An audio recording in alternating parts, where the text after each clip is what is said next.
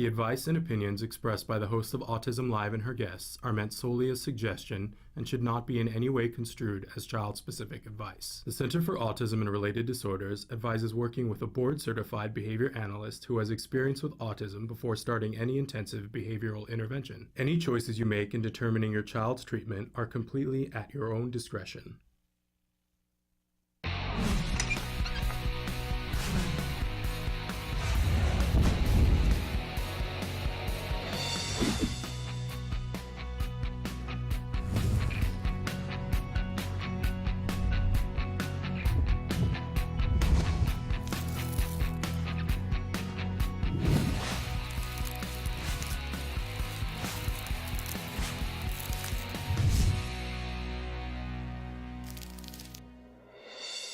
Welcome. Good morning. We are here. It's Autism Live. It's Friday, and we're webcasting to you live from the Center for Autism and Related Disorders headquarters in Tarzana, California.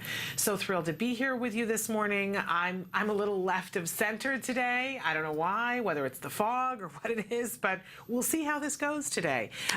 We're going to be with you live for the next 2 hours, no matter how bumpy it gets. And this entire show is meant to be interactive. So we hope that you will interact with us, write in and tell us are you having a bumpy day today too? It's not Friday the 13th, but the light is just different, and I don't know, it's foggy here in LA. And so I'm feeling a little foggy. I think that that's what it is. The mental crispness is not what it needs to be. It needs to be more like an apple than the fog. Not so much. But in any case, we're going to be talking about autism today from a 360-degree perspective. And we hope that whether you're a parent, teacher, practitioner, working with a child or an individual who's on the autism spectrum, or you yourself are on the spectrum, that you will come and spend some time with us, share your wisdom and your strength and your hope and your questions, and we'll try to share some resources with you to help you on this journey. That's what we're all about here. I remind you that it's interactive. Emily's going to show you some of the different ways that you can get in touch with us here at the show. You can watch the show live at www.autism-live.com. You can also watch it live on YouTube. But the advantage of when you go to autism-live.com is that not only can you watch the live show and the most recent recorded shows and pick between them, there's also a white box there. And in that white box, you can put your cursor there and type whatever you want, hit enter, and it shows up here on the screen. And in that way, you and I can be having a conversation. Feels like it's real time. There is a little bit of a delay, but it's very close to real time. You can be asking our experts questions. You can give us your input, and we can have a little back and forth there. By the way, that's free. Isn't that lovely? Can't beat that, right? There is absolutely no cost. You're not having to fill out a lengthy login thing that gives us all your personal information. No one's asking for a credit card to be held on file anywhere. There's none of that. It's instant gratification. You type, you hit enter, boom, it's here. So please feel free to write in, and we try to get to as many of those things that you guys write in as possible. All right. I like to remind you at the start of this show that I host this show, but I am not an expert in autism. Let's never forget that, right? I'm going to get it tattooed on my forehead. I am a mom who, my son, my one and only son, was diagnosed with autism at the age of 2.5. I can smile about that now because he has made great progress. And he is now 10 in a completely included 5th grade class, performing at class level, and that's a wonderful thing. And the reason why we've been able to make all that progress is because we got help, we got resources. Other parents pointed us in directions and said, hey, you want to talk to this expert. Hey, you need to look over here at this. Hey, are you aware of this? And so I think it's absolutely essential that we all stick together on this and share the information that we have. And I know how important it is for me and for my family to pay forward in some way every day the gifts that we were given, because I don't know where we would be. I really don't. And, and we still have tough days sometimes. I have to be honest about that it's not all hearts, flowers, and roses, right? But then the sort of graph of how things go is so much different than how it was when he was diagnosed. So much different. And there are so many more good times. There are still times when I want to run screaming through the streets with my hair on fire and go, this autism thing is kicking my keister, but most of the time that is not the case. And as I said, that's because we got good support, and we started ABA very early, and quality ABA. Those are sort of the names of the game. It was difficult, and I know it's difficult for all of you, but we had parents saying, well, find the way. Just find the way. Try this, do this, look into this. And we did. We found our way. And I want that for all of you. So we like to start every morning with something that we fondly refer to as the jargon of the day. Yes, the jargon du jour. This is where we take on one word, one phrase, one acronym, and we try to make sense of it in our worlds without PhDs in psychology and autism, without 7,000 hours logged as an OT, right? We don't know what these terms are. They're not discussed in everyday life usually, but they are in ours now. So we need to make friends with these terms. Today, our term is imaginary play. From time to time, we talk about on the show play and the importance of play and how useful it is as an education tool, whether it's the actual mode of the education or it is the reinforcement. Play is really important, and there are different levels of play. So let's talk a little bit about what imaginary play is. Our actual definition is using imagination to create objects, locations, scenarios, or situations where they do not already exist for the purpose of play. It's make-believe. It's when you make it up. Really an incredible, freeing thing for all of us. When we know how to play with imagination, it's very reinforcing, and it is like a mental vacation. But it's honestly a way that our brain makes connections. So let's look at our working definition: making it up. Making it up as you go along. And this particular term we're using today because it kind of goes hand in hand with some of the things that we're going to be talking about. And all will become clear in just a few minutes. So let's take a look at our question of the day. We always ask you a question. We didn't get a chance to, we had such a jam-packed show yesterday. We didn't get a chance to check in on Facebook to, actually, that's not true. We did get a chance yesterday. So hopefully we'll have a chance today. We want to know, what is your favorite app and why? And it doesn't have to be related to autism. Part of when we talk about autism from a 360-degree perspective is finding the way to make your life work now that autism has become a part of your life.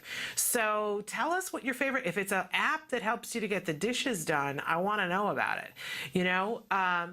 And if it is something to do with autism, that's great too. But what's your favorite app? What app are you using on a regular basis that's helping you with whatever's going on in life? And it can be your favorite app, it can be your child's favorite app, whatever. I'm going to be talking about my favorite app today. Very excited to share this new app that's just changed. It's a game changer. I'm just loving it. Okay, we always have a topic of the week, and this is where it all comes together. Our topic this entire week has been apps for autism, and also on the larger sense, technology for autism, not just apps. I think apps are cool, right?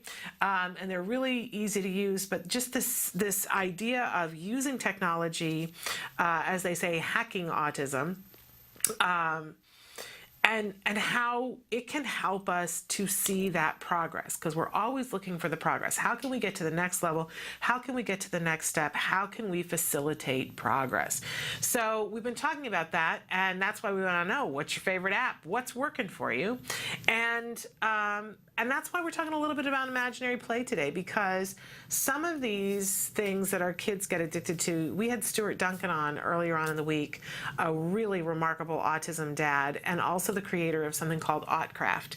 If you have kids that are over, I would say, age 9, you probably have heard the term Minecraft, a game that a lot of our kids on and off the spectrum love. And we were talking about why this game game is so addictive to a lot of people. And I honestly believe it's because it puts together a lot of different things that allow for that imaginary play. You can create a world and a world within a world, and then you can interact, and you're creating things that weren't there before. And by the way, one of the cool things about Minecraft is that you can look at things from many different perspectives. I remember being in an art class once and somebody talking about how there are some people like to build from nothing. So they want to take clay and they want to build it and pile the clay on and create shapes with the clay to make something. Other people want to sculpt. You give them a hunk of clay and they want to pull away until something is created underneath. And it's just a different way of looking, different ways that brains work. And the really awesome thing about Minecraft is it allows for both of those things. That kids can, there's a mountain there and they can take the pickaxe and they can, take away the mountain to see what's revealed underneath, or they can build with blocks to create something, and they can do both of those things. So a lot of our kids are playing technology, finding it very reinforcing, and they're finding the way to get to that imaginary play in ways that weren't available for us, right? So very interested to hear what you guys love. You can write in and say, here's what my favorite app is, but here's what my husband's favorite app is, here's what my wife's favorite app is, here's what my mom's favorite app is, here's what my kid's favorite app is. We'd love to hear about those things. But we're going to continue to talk about technology and how it is helping us all to get more done. Some of the different things that we have going on in the show today. It's Friday, so we have Real Progress with Dr. Adel Najdowski. We have our funding tip, because we call it Funding Fridays. If we don't have the funding, man, we can talk about ideas, about how we can accomplish things with autism, but there's always a funding component, right? I wish that wasn't the case. I really do. But it is, and so we make peace with that and figure out how do we use the playground that we're given to get as much done as we can. And then a little bit later in the second hour, we have Dr. Jonathan Tarbox joining us for Science Beat.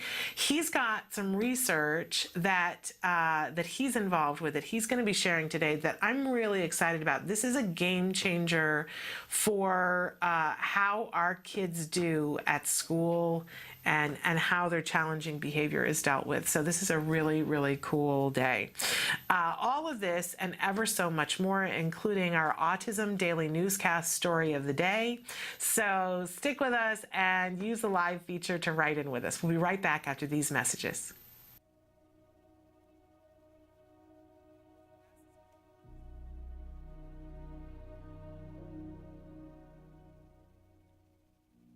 Hello there, fellow activist. You're an activist because you're making the world a better place for someone living with autism. Now on Autism Live, you learn all about your children. You learn about their bodies and their brains. But this empowerment moment is all about you. It's about your heart and your soul. Now don't worry, I'm not going to have you start singing Kumbaya or doing chanting. Let's talk about blessings. One of the blessings of living with a child with autism is learning to love them unconditionally. Learning to love them despite all the ups and downs, all the sacrifices. In fact, you learn to love them more so because of them. I call this my empowerment prayer. God grant me the wisdom to see my disability as an opportunity, the courage to love my child unconditionally, and the faith to live a life of purpose. So going from the sublime to the ridiculous, I have a little song for you today. It's a rap song, so I know that an old or, middle-aged white woman rapping just doesn't seem right, but I'm gonna go for it anyway. My style is a little like Nicki Minaj meets Dr. Seuss. Nancy's Autism Rap.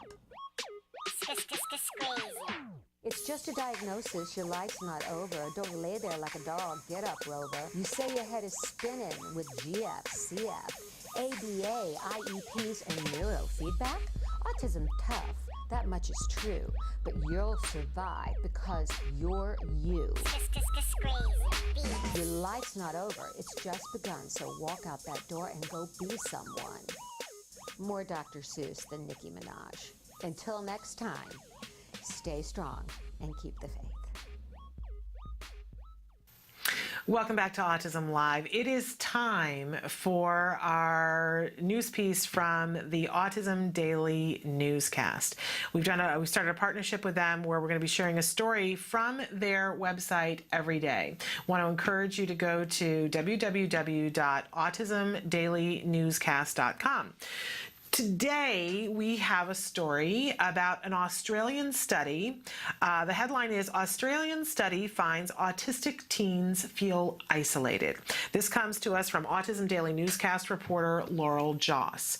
The study, called We Belong To: The Experiences, Needs, and Service Requirements of Adolescents with Autism Spectrum Disorder, is a follow-up to the 2011 We Belong study of adults with autism in Australia. The recent survey results show that 74%, or 3 out of 4 students, have difficulty paying attention and concentrating in class. 3 out of 4 parents interviewed, 74%, felt that their children needed more support to cope with bullying at school. Many of the teens with autism reported feeling lonely, 73%. And needing help to cope with stress, 66%. Half of the students with autism expressed a desire to participate in hobbies or sport groups, but felt that their existing options were not friendly to their needs. Most of the adolescents surveyed were optimistic about their futures, but their parents were not, citing uncoordinated, unaffable support services that are unsuitable for preparing adolescents with ASD for independent living. To read the full report on Autism Daily Newscast, again, you're going to want to go to www.autismdailynewscast. You'll find this story and other stories, cutting-edge news about what's happening in the autism community. We're going to take a break, and we're going to be back with more. Stick with us.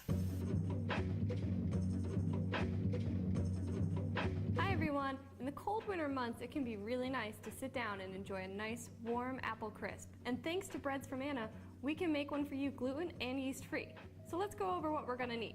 To make the filling, you're going to need 1½ teaspoons of ground cinnamon, 1/2 teaspoon of nutmeg, 1 tablespoon of fresh lemon juice, 7 cups of Granny Smith apples, and 3 tablespoons of Breads from Anna pie crust. For your topping, you're going to need 1 cup of rolled oats, 1/3 cup of brown sugar, 3/4 of a cup of Breads from Anna pie crust mix, 3/4 of a cup of butter melted, 1 teaspoon ground cinnamon, 1 tablespoon vanilla, and 2 tablespoons of water. Don't forget to preheat your oven to 350 degrees. So now let's cut some apples. We're going to peel and slice 6 apples.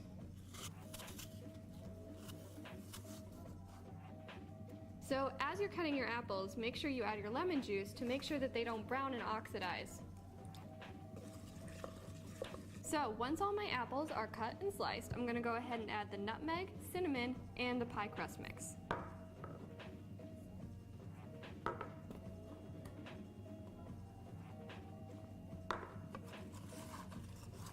We're just going to stir these together.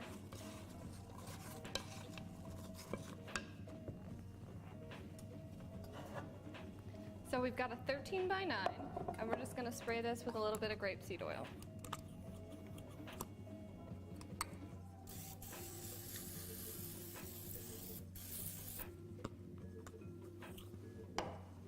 And then we're going to pour our apples into the dish.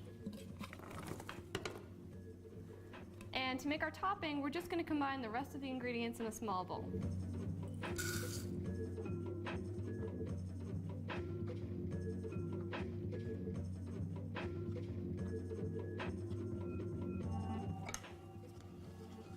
All right, that looks pretty good. We're just going to pour this evenly over the top of the apples, and we should be good to go.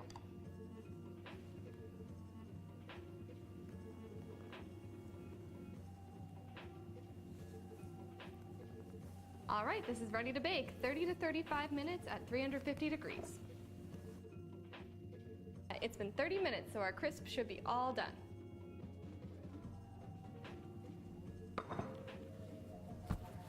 All right, it's pretty hot, so you would probably want to let it sit for a little while, but we're gonna go ahead and serve up a slice here.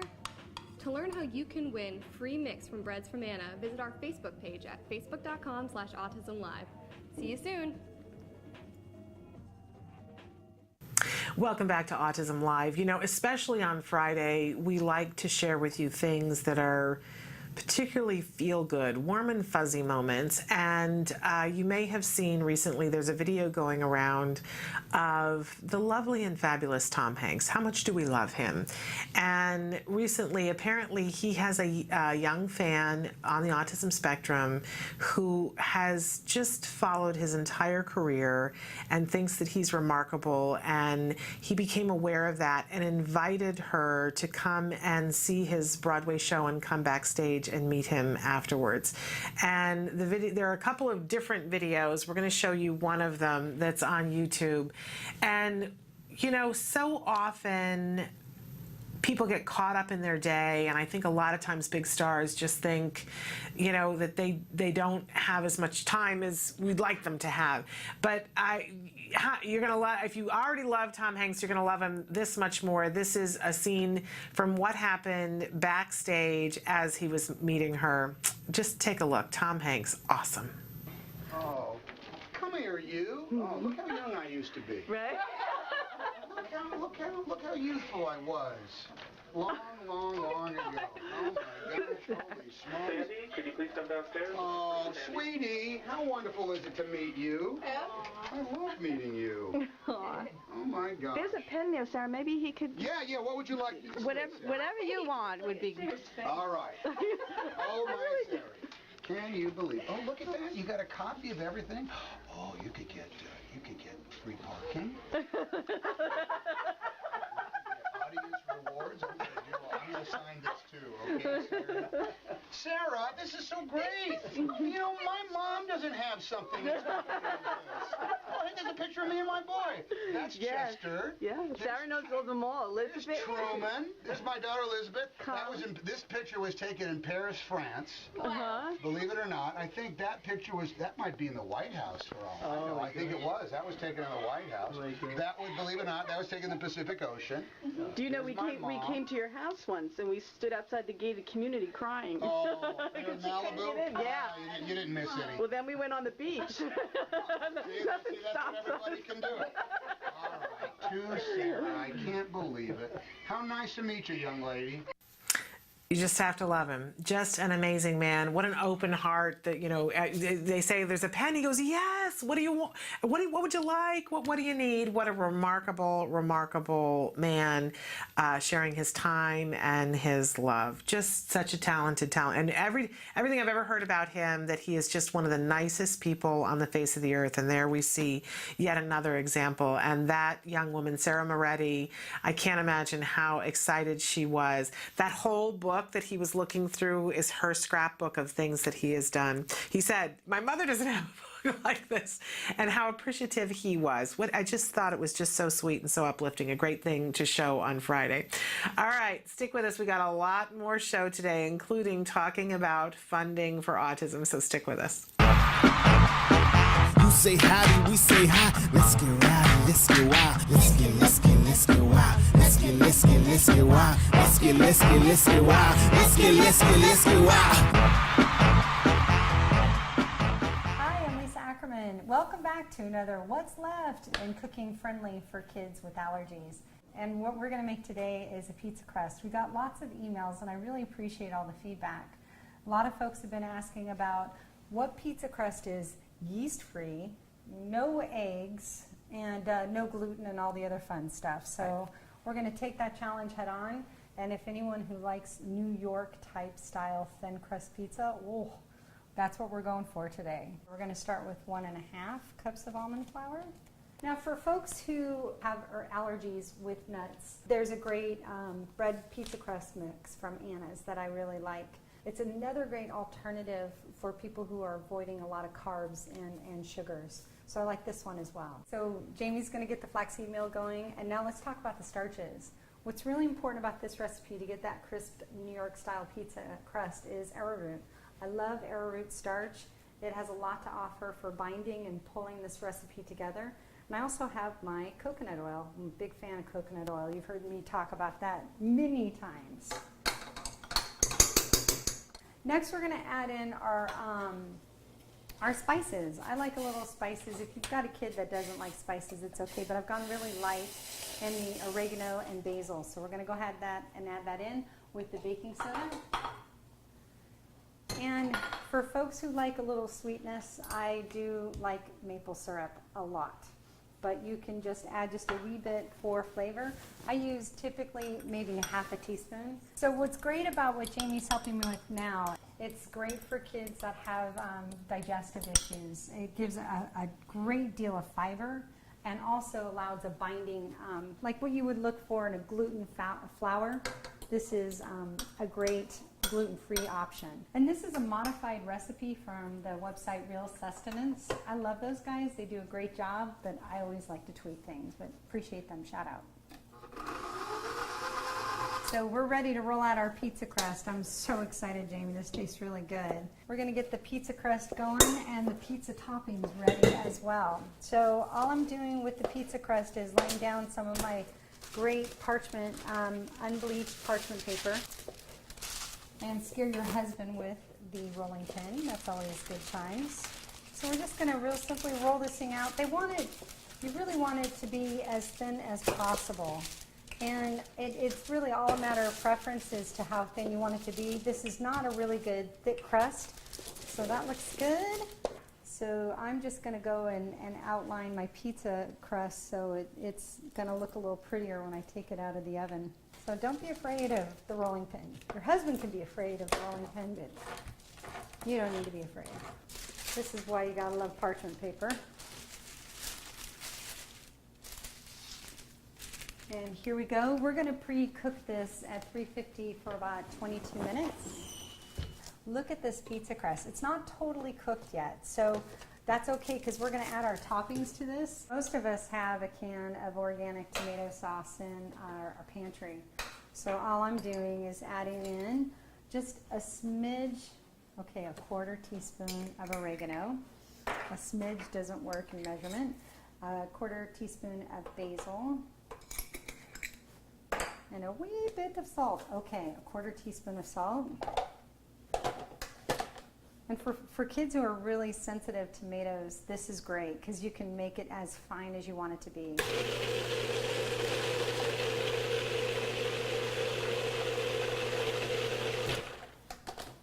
That's great. That smells good. So if you want to cheat, you can use this puree. I like to take the roasted tomatoes, which is great, and push this around on my pizza crust. I know I use my fingers. That's the only way to make pizza. Exactly. It's made with love. Kids love helping to make pizza too because they feel really involved in it. And they get to put however much they want of things. So yeah. Good family affair. And we love the day of cheese. It goes on pretty much almost everything in my house. I'm going to go ahead and add the day of cheese here. Too much cheese makes it a little soggy, so you may want to cook it a little longer and have it get a little bubblier. We're also using some organic sausage. This is the sweet Italian sausage, and the more the better. And then we're going to add our sliced back olives. I love olives, but again, if you've got a kid that likes pepperoni, there's a great nitrate-free pepperoni from Boar's Hill. There's our pizza ready to go in the oven. I'm ready. Let's do this. Our pizza's in the oven at 400 degrees. You can go anywhere from about 25 to 30 minutes, but again, you really want it bubbly and cooked. If you put it at a higher temperature, the fake cheese doesn't like that and it can scald. Your kid's gonna love you for such a great pizza. We'll see you next time on What's Left. If you have any questions, please email us at autismlive@gmail.com, or you can hit facebook.com/autismlive, or go to the Taco website at Tacanow, TACANOW. There's thousands of recipes waiting for you to enjoy. We'll see you next time at Autism Live. What's Left? You say howdy, we say hi. Let's get rowdy, let's get wild. Let's get wild. Welcome back to Autism Live. We're here in the studio with Dr. Adel Najdowski. We call this segment Real Progress with Dr. Adel. Good morning and welcome to the show. So thrilling to have you here. And we've had you on the show before. It's a regular thing that we do on Fridays. You are one of the co-creators of Skills, a wonderful program that we talk about a lot. And I asked you to come today. Our subject all this week has been technology with autism. Yeah. So we wanted to take a couple of minutes to talk about how technology can be used in conjunction with ABA. Awesome. Oh my gosh, I don't even know where to start with that. There's so many things you can do with technology these days. I love that. Everything from data collection. At CARD, they're developing a software right now, and I've heard it's amazing. I think it's going to be called Skills Book, and it's going to go along with Skills. Wow. And it's literally taking the logbook, and if you're not familiar with what a logbook is, that's the binder that every child usually has in their treatment program that tracks every lesson they're working on and every data point that's collected, and it gets graphed. All that's going electronic. Wow. So that's pretty cool. That allows different people from all over to get straight into the data right away. Right now, you can't look at a child's data unless you have that logbook with you. And it's a big book usually. I mean, we used to have two books, a logbook like that was this thick, and then a maintenance book that was infinitely thinner. And anytime we came to an appointment, we put those two things and truck them out to the car. Yeah. And as a supervisor, let's say I'm here in the office and I want to look up one of my clients and see how they're doing and figure out what I want to work on next with them. Instead of me having to wait 2 weeks for the clinic or drive to the home, which when you live in LA, that's like a challenge in and of itself. I could just log in and see the data right there in real time. Amazing. And the nice thing is that with Skills right now, when people update Skills, they have to like sit down at a computer. They could do it on an iPad or something, but they're really logging into the website, and they have to go in and update all the different targets that have been mastered and pick ones to introduce and everything. That's going to cut that time out because now we're going to be using it when we're teaching. Wow. So when we deliver an instruction, if the child gets it correct, we're going to be marking it in real time instead of on a piece of paper. And got to be so much easier marking it on something like a pad so that it can calculate percentages for you. Oh yeah, it does all the calculations, and you can do the challenging behavior stuff in there too. You can choose like if you're going to be, looking at frequency versus rate versus whatever, and it'll graph it all out for you. It's going to be able to put it directly into reports. That's a huge task that clinical staff have to deal with, is writing these reports for the funding agencies.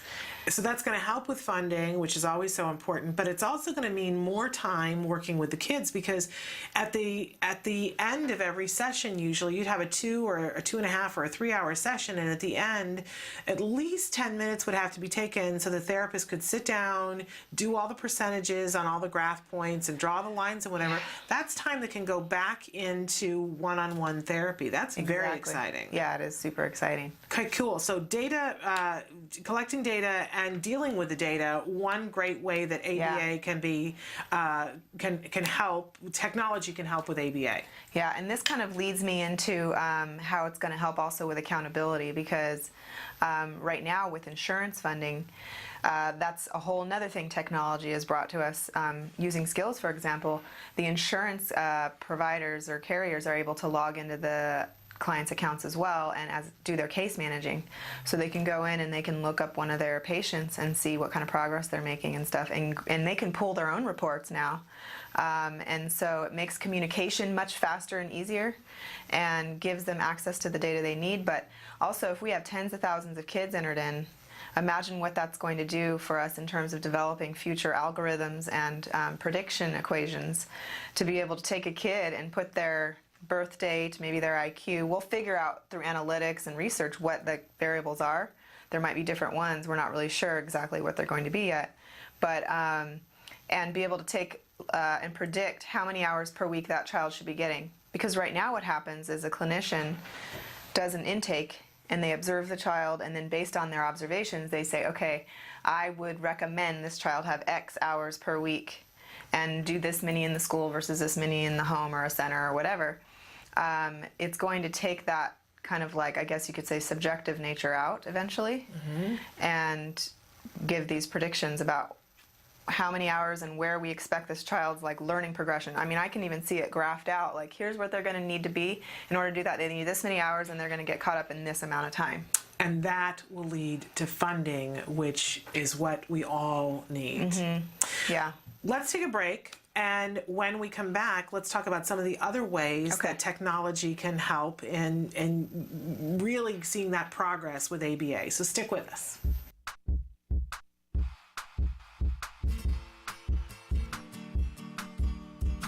Hi guys, welcome back to Smarty. For this month, I figured we're going to do a super special portrait that is in the theme of October, which means spooky eyes that follow you as you walk around. In this activity, you and your child are going to work on emotions and socio-dramatic play. So let's get started. The materials you'll be needing are a camera, a ping pong ball, X-Acto blade, tape, and a marker. And if your kids are up to it, props and costumes.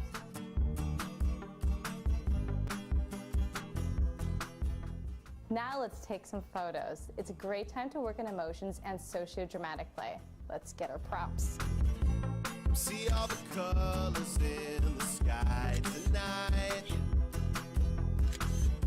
It's time to let the sunshine hide. Once you finish your photo shoot with your child, select one of the photos and print it out on a large piece of paper. Now that you've selected your photo, you're going to take an X-Acto blade and just cut out the eyes from it.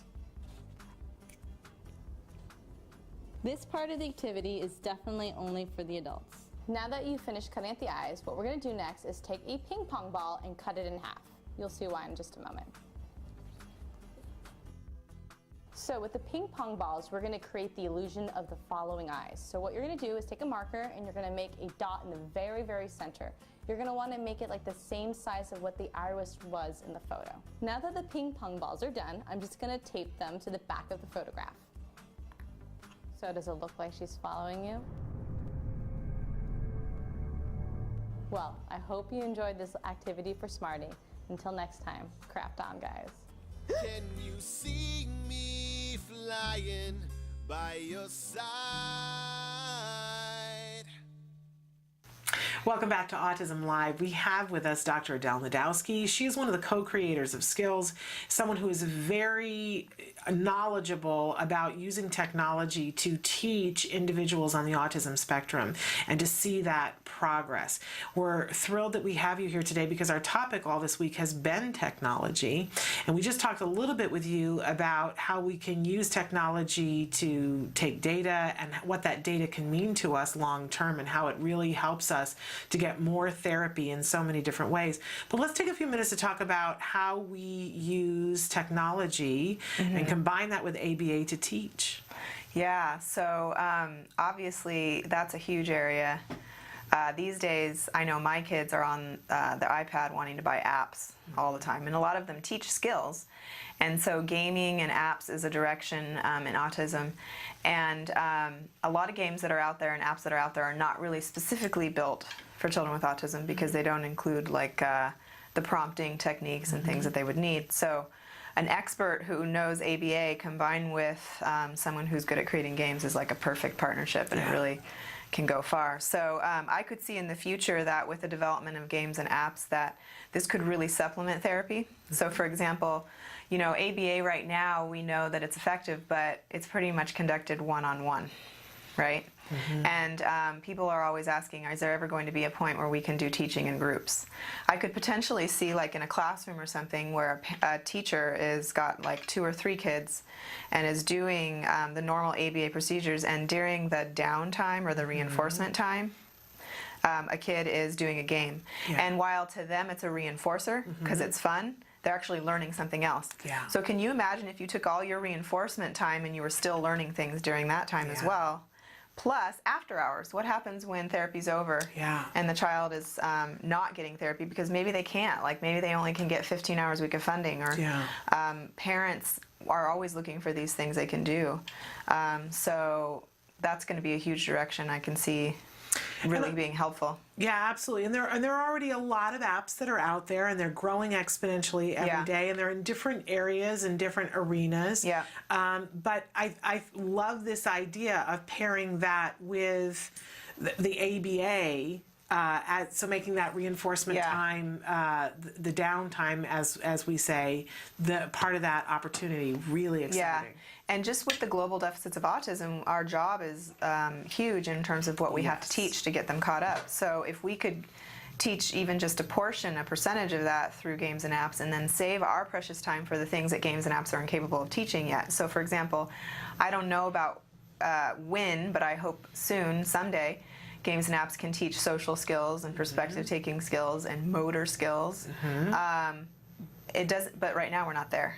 You know what I mean? Yeah. I'm thinking, you know, given like the different technology they have these days with the being able to sense movement and stuff, that it hopefully could teach motor skills. Yeah. And we can find ways where through voice recognition, maybe it could even teach language, like speech and things like that. But all those things right now are not available. Yeah. We're moving in that direction. Yeah, but if once those kind of things are happening, then we can really supplement our therapy. It's very feasible. Yeah, Let's it's say pretty that. exciting. It is an exciting time. It is, but there's also other kinds of technology that are meant to be intervention programs. Okay. So, for example, Teach Town, you might have heard of, is a program where kids with autism literally log on and they learn like all sorts of language and different concepts through the computer, and it's a town that they go to, and there's different things they can do. And so that's a little bit beyond just like a small app that's going to teach one concept. And is that specifically tailored to kids who are on the spectrum? Yeah. Teach Town. Okay, because I know there are a lot of products that are out there that, you know, there are millions of dollars being spent to promote them, saying this is an amazing program and my child sits and learns, and some of them are you can buy the disc or you can log on, but they're not specifically for autism. Yeah. So yeah, let's this just is point very out that that's specifically the for autism, and the research is still emerging and everything, so we don't really know how effective. But Teach Town is one of the ones that I would definitely recommend for any family who needs something to supplement their therapy that the child can just sit down and do themselves on the computer. Okay. Yeah, so, but also, I mean, think about how technology helps with other things with therapy, like gives children communication device. Yeah. Now they can actually use different apps or whatever to communicate. Yeah. The thing will do it for them. Yeah. They do have to learn how to use it. And some kids have a hard time with the pointing, and they might use too many fingers or whatever. You sometimes have to train up individual responses. It's not a lot of times like you just hand the technology and they just know what to do. Right. There's a little bit of teaching going on, but that's very helpful as well. So anyone who's ever had a PEX book, you know, with the different pages and all the cards, and you can lose them and you have to laminate them and this and that, all that can go away and just be all electronic. It is. You know, we've talked about so many different things here this week, and it's kind of blown my mind. But the thing that I keep coming back to is that it makes us more effective, more efficient, and it's more reinforcing. All these things together, and the immediacy of it. I always hear you guys saying about if we can teach something and make it reinforcing and give immediate feedback, the likelihood that we will be successful is so exponentially higher. Yeah. And that is what technology is really giving us. Yeah. What we're going to really need to do is buckle down and research and start doing research to see if they learn stuff through technology, does it actually get applied or generalized to real life? That's going to be the real question. There you go. Because they might be able to do it, but can they do it without the, you know, when they're actually interacting with a human or something like that? So in some cases we might find that it's inefficient and that human is better. We don't know. Right. It might just be for certain skills that way, or it might be that they learn it that way and then it's much quicker once you start to apply it to real life. You can spend less time on it or something, but that's where research is going to have to try to get in and answer some questions. Remarkable. Yeah. Absolutely remarkable. Well, can you stay for one more segment? We have a skills question. Yes. Okay. And if you want to talk about technology more, I'll keep talking about that too. Okay, well, we might do that too. All right, well, we're going to take a short break, and then we're going to be back more with Dr. Adel Najdowski. If you have questions, now is the time to be writing them in on the live feature. Stick with us. The Institute for Behavioral Training provides courses in applied behavior analysis for the treatment of autism. Access IBT e-learning videos on the move at your own pace.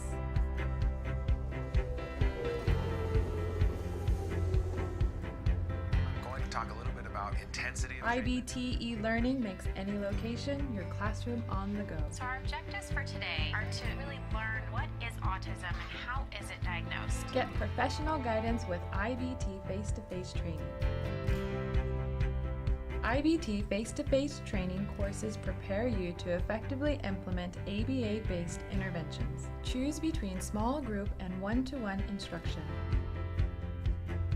Earn BCBA supervision hours via one-to-one video conferencing. So I had a chance to review your BIP today. You know what? It looked really good. You did a good job with it. IBT, continuing education courses. Earn credit through webinars, conferences, article reviews, and e-learning videos. You can learn more at ibehavioraltraining.com. IBT, 360 degrees of ABA training.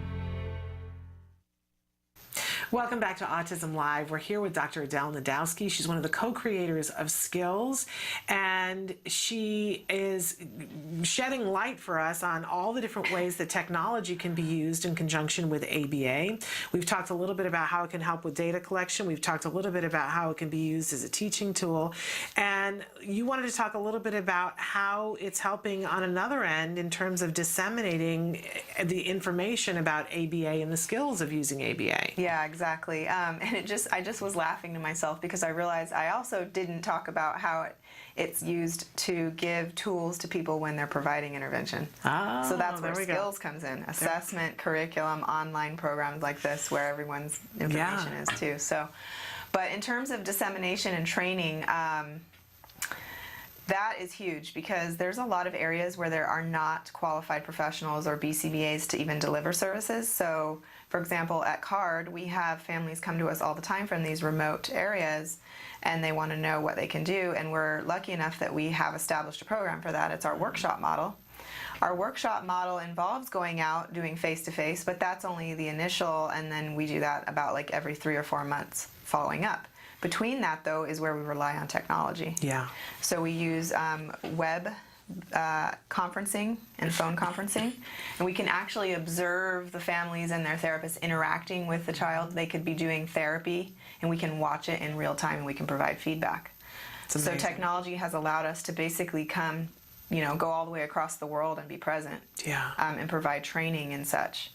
Yeah. I used to always say, once I realized how vital it was to get this therapy for our kids, I used to mourn, why isn't everybody getting this? And I would think we need to create an army of people who understand how to deliver ABA, quality ABA therapy. How are we going to be able to do that? And now with things like e-learning and IBT, the fact that you can go online and you can gift a lesson and how to do something in a classroom to your child's teacher. Yeah. And they don't have to go attend a conference. Right. It's kind of amazing that I think this is how we're going to have our army. I know. Is by teaching them, by using the computer to teach them in a way that's really efficient, really effective, incredibly low cost, and rewarding. Yeah. You've touched upon something very important there, which is using technology to train people to be effective. And I remember when I was about to apply to graduate school and I knew that this was the area that I wanted to go into, I asked my professors what places they would recommend that I go, and literally it was like less than 15 universities to choose from where you could go and learn what you needed to know to do ABA. I mean, I didn't have a lot of choices. And then you have some people who they can't move to go to a university. They might be married or have family obligations that tie them down to an area. So these days they have online programs where they can do it. You can get your BCBA supervision through video conferencing and those kind of things, and IBT provides those services as well. And like you said, all these e-learning trainings. So it's really bumped up the ability to disseminate ABA either by training people who will become professionals, as well as literally providing services through telemedicine. Yeah. Yeah. So quite remarkable. I mean, I don't know if the governor has signed it yet, but there was just a bill about telehealth and making it possible for our kids to be able, there's a certain amount of, you need to go to the dentist to have a consultation where they're not actually looking at your teeth, where they're teaching you how to brush and things like that, and giving us the ability to be able to do that with our kids without having to take them to the dentist's office, because then we can get back to, doing the therapy that much quicker. If I had to take my son to a dentist appointment just to talk about brushing the teeth, that would be half a day lost. Where I wouldn't be able to do speech and OT and ABA, but being able to pass laws so that we can do more things like that, and even doing a clinic, for example, we would take one morning every other week, and we would come in with our child, and you still would want to do some of that, but to be able to do a clinic, at least parts of the clinic, online with a camera instead of having to travel, it's better for the environment, and it gets us back to being able to do the things that we need to do. Yeah, and it makes everything more cost effective as well, because imagine if you had to fly out your consultant every time you wanted them to give you feedback on your actual therapy. Now it can be done through technology without that. It's a remarkable time we live in. Yeah. and you know, I mean, there are lots of downsides to it, right? All of us who have our heads stuck in our phones at the dinner table. But if we are mindful of the good sides of technology and use them to our advantage, we can make great progress. Really, really remarkable. Now, can you stay for a skills question? Yes. Okay. And don't forget, skills is technology too. Absolutely. And when it comes to curriculum and assessments and those kind of things, you know, a lot of times people will create a curriculum and they'll publish it in its paper. Yes. And that's great, and you can flip through and everything. But if you think about it, with the way research is happening and what we're learning about the most effective ways to treat autism, it shouldn't stay the same thing. It should be evolving, an evolving, growing, changing curriculum based on cutting-edge research, right? Yeah. But truthfully, you don't see that very often. You don't see version 1 and then a couple years later version 2. You might, but a lot of times it's been 10 years. Right. And so with that ability, with that technology, we can, A, make it all paperless. You don't have to carry it around. If you've ever seen our curriculum, it would cover this whole table of the binders of it all printed out.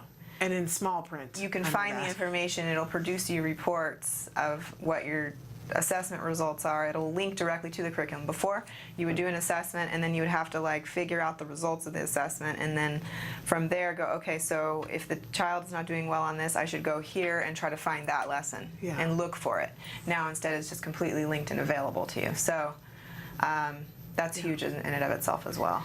I want to be a consultant. I want for people, when they're using skills, to call me up and say, here are my circumstances. Here's the amount of ABA that I'm getting. Here's where I live. Here's what's going on in my life. How would I use skills? So I can go, okay, this is how you want to use skills. Want to do that?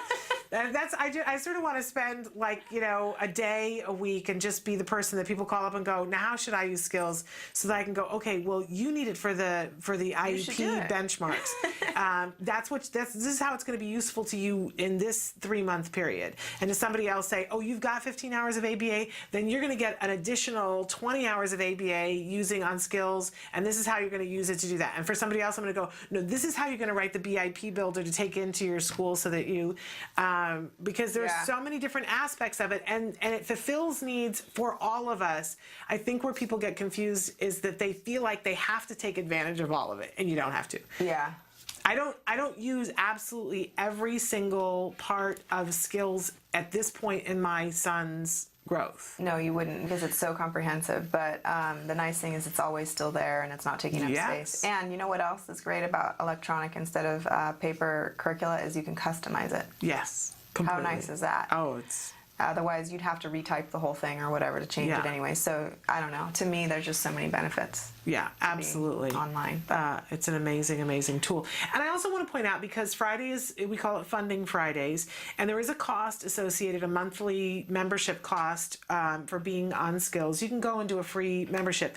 But Autism Care and Treatment Today, a wonderful charity organization, gives grants, and they love to give grants for skills. So if it's a thing where you're sitting there, and I know many of you are sitting there saying, well, you know, we need to do this, whether it's put a new transmission in your car, or roof on a part of your home, or you're getting ready to start some biomedical treatment that you know is going to cost you a lot of money.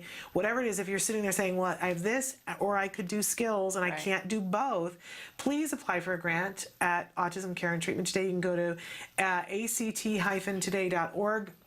Apply for a grant, because they absolutely love giving grants for skills. They know that it'll make a difference for families, and for them it's a very cost-effective grant to be able to give. Yeah. It's very within their power. Costs so much less than giving an iPad, and ever so much less than so many of the other things that people ask for. So don't not do skills because it's not in your budget. And it's, you know, it is very inexpensive, but I know that sometimes even that can be overwhelming depending where you are in your intervention. All right, we're going to take a break, and we are going to come back and ask the question of Dr. Najdowski that somebody wrote in about skills. Stick with us.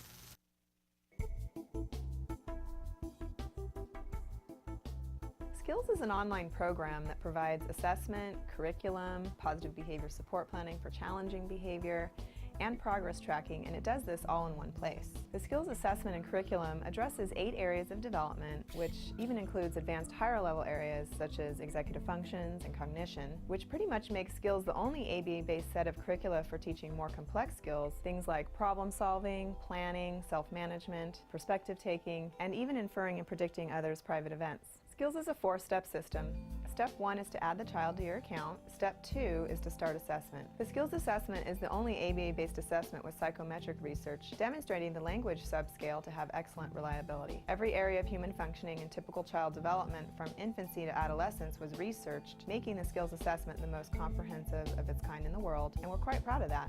Skills is easy to use. Simply click Start Assessment and begin answering questions. Or simply type in a keyword, find specific activities to assess, and add activities to treatment. Step 3. Choose activities. Once you've completed the assessment, Skills selects from a pool of 4,000 activities categorized by age, level, and skill type to provide you with exactly those activities each child needs. Start by choosing a curriculum, then a lesson, and finally an activity. Click the information icon to view prerequisites, ages in which targets develop, examples, and IEP goals. Click the video icon to watch a short video. Once you've identified an activity you want to teach, adding activities to treatment is a snap. Step 4. Start treatment. Here you can access customizable activity lesson details, add your own customized targets and exemplars, and edit an activity status such as introducing or mastering it.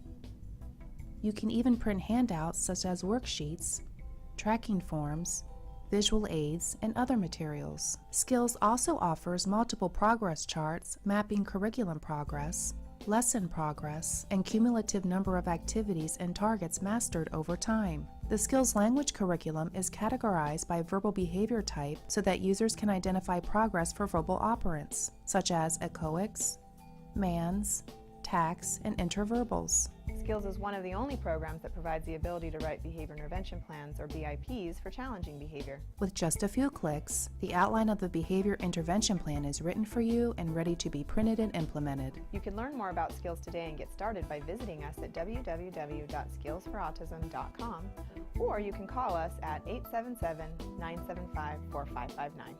Skills. Progress starts here.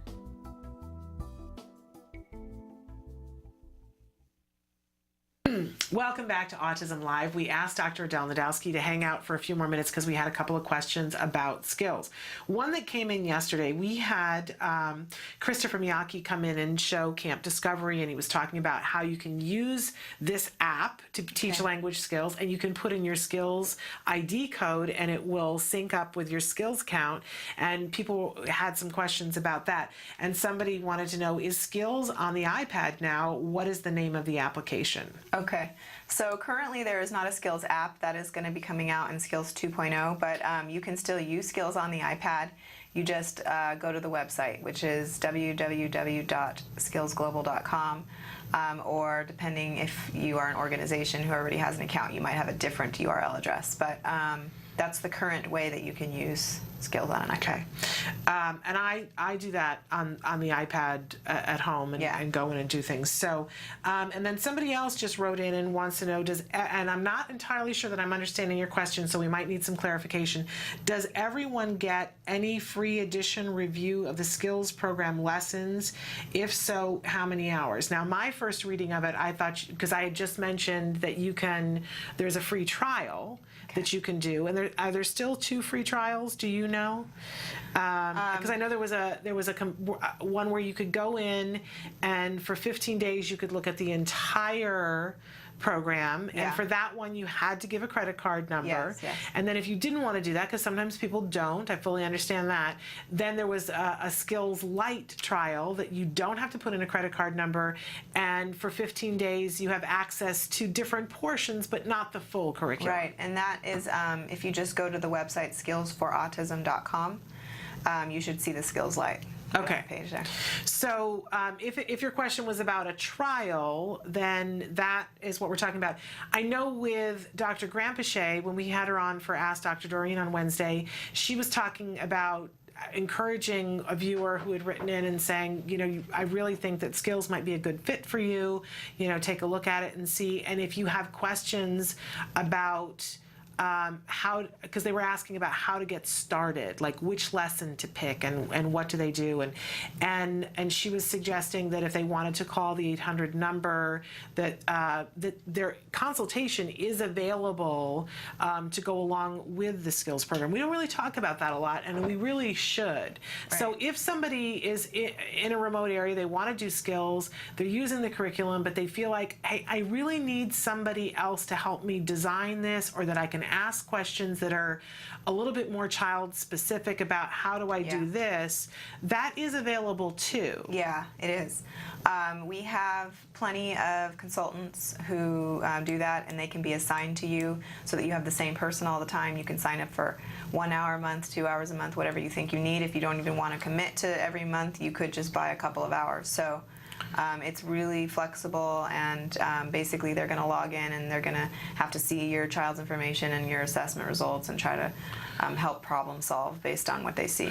And they have different packages. There is a cost for that, but you can do a consultation. You can call the 800 number and do a consultation with them to talk to the person to see if it's going to fit. Right. And there's no cost for that. But once you get into the giving the supervision, there is a cost for that. But there are different packages, and they would be able to tell you. I have no idea what they are. Yeah, I don't remember. It's based on an hourly rate. And it's not supervision, though, because supervision would mean like if I were like directing the child's case and saying, okay, here's what you're going to work on right now, and then after that I want you to work on this, and you put all your trust in me to do that. Instead, you're the leader. You are going to make the final call and decision on what you're going to introduce. I'm just going to help you problem solve and figure out your different options and kind of give you advice on what might work or might not work, but without ever having actually observed your child or anything like that, it would be too hard for me to literally supervise and direct you as to what to do exactly. I'm using the wrong word then. What word do we use? Consultation. Okay. Yeah. Okay, so you'll definitely want to call the 800 number and talk with them about that. Yeah. You can either call the card 800 number, or you can call the skills 800 number and talk with them to be able to figure that out. But the thing that I really love about skills is that in all the conversations, and I was in some of them, I definitely heard people talking about the fact that this can't be a one-size-fits-all. People are going to use this in many different ways, and people are going to have different circumstances and need to use it in different ways. Yeah. So don't be afraid and feel like, oh, well, I have to be able to do it this way or it can't work for me. Call and talk to them and say, here's what I need. Exactly. And they can tailor it for each individual, because this is not a one-size-fits-all journey. It is not. And there we have it. Well, I thank you so much for being here with us today and shedding light on all those different ways that we can be using technology. And I hope that you guys will write in if you have questions about other things. We are going to say goodbye to Dr. Najdowski. We're going to go now to the A Word. This is the ongoing documentary being made at the Center for Autism and Related Disorders, following a little boy, Jack Riley, who was diagnosed with autism at the age of 2. And take a look. It's now more than 2 years into his early intervention, and he's branching out. He's going places. This program has legs now. He's going to restaurants. He's going to parks. Take a look and see what's up with Jack Riley this week.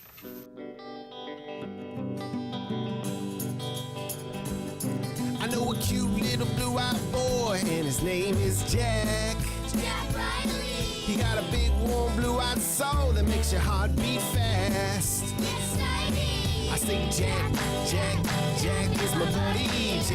Jack is my buddy. Everybody around is so down with Jack. What do you want to eat? Can can I have corn on the cob and some turkey? I want to eat anything else. Yeah, I want dessert now. A few months ago, Jessica and Jack Riley began doing functional pretend play, where they played with toys functionally. For example, placing pretend food on a plate and then pretending to eat it. Recently, they began practicing socio-dramatic play, where they each take on a different role. They've been playing restaurant, where they take turns being the waiter, cook, and customer. Say hi, welcome to the restaurant. Hi, welcome to my restaurant. Hi! I want to eat. Good job. I would like to eat some oranges and a hot dog, please. Hello! Welcome to my restaurant. What would you like to eat today? I want to eat hot dogs and drinky burgers. You want a hot dog, a burger, anything to drink? Milk. Milk? Now that he understands the different roles, they're going on an outing to a real restaurant to see if he can implement what he's learned through play. Jack Riley, where are we going? To the restaurant. To the what? Restaurant. Restaurant. You're not saying the word, really. We're going to the restaurant. Thank you. Come on, Suzanne. Okay, I'm coming. Have you gone to a restaurant with Jack Riley recently? Not recently. It's been quite a while, actually, so we've been sort of excited because we haven't gone since he's been sort of playing restaurant at home. I'm gonna ask the lady some pie. Here's breakfast. These are good breakfasts right here. And there's at the top of that. Those are burgers and pizza and stuff, but we want to have breakfast, I think. And there's mud and ice cream on the pizza. Yeah. Do you like the restaurant so far? Yeah. Yeah. And there's coffee that you want to drink. Daddy wants a drink. What do you want? What do you want? I want a piece of pie. I think we're not going to have pie. We'll come back for dinner and have pie, okay? Good morning. How are you? Good. How are you? Fine. Thank you. Can I get your drinks? Can I have a? I want a blueberry waffles, please.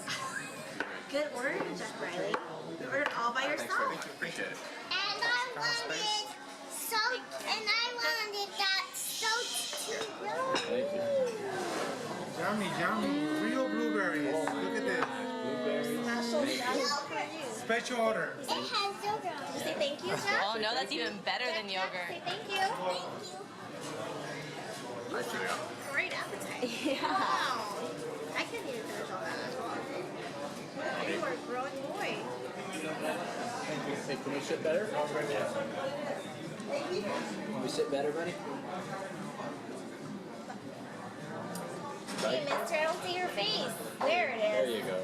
Just FYI, this is totally not typical for Do you want to eat more or do you want to be done? Eat. Okay. Do it, please. What's he going to do? What's he going to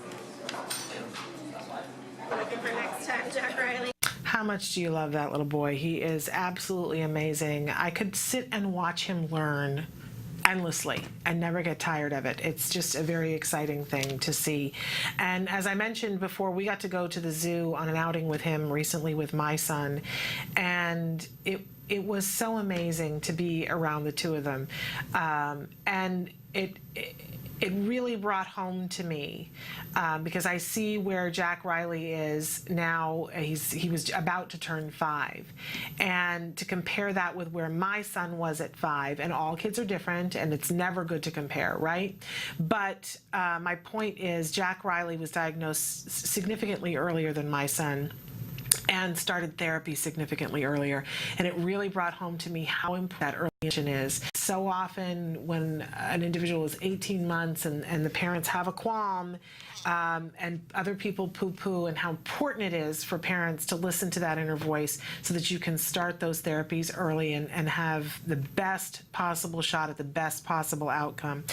I encourage you to watch this entire series and use it in the way that you want. Start at the beginning, start at the end, meet things in the middle, see how they worked on potty training, see how they worked on having him be safe with his sibling instead of knocking her down, see how they taught him how to appropriately ask for attention. Truly, truly an amazing series, and it's ongoing. We continue to follow Jack Riley, so check them out on their YouTube page. wanted to take a second to do, because it's Funding Fridays, right? We have to talk a little bit about funding on Fridays. And I was really struck yesterday. Of course, we've been talking about insurance a lot. It's in the news a lot, talking about the affordable health care. And so important that we are all taking the time to go on the exchanges now. The first thing I would ask you to do is go to centerforautism.com.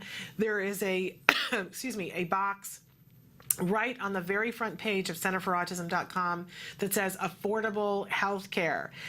Click on that box. That will take you to that all-important resource that we had Julie Cornack talking about last week. So you can find your state in the list, click on your state, you will go there and you'll get the Reader's Digest version of what you need to know about autism and insurance in your state, which plans are going to cover it, you know, so that when you go on that exchange, you're already forewarned, forearmed, and know what to look for, right?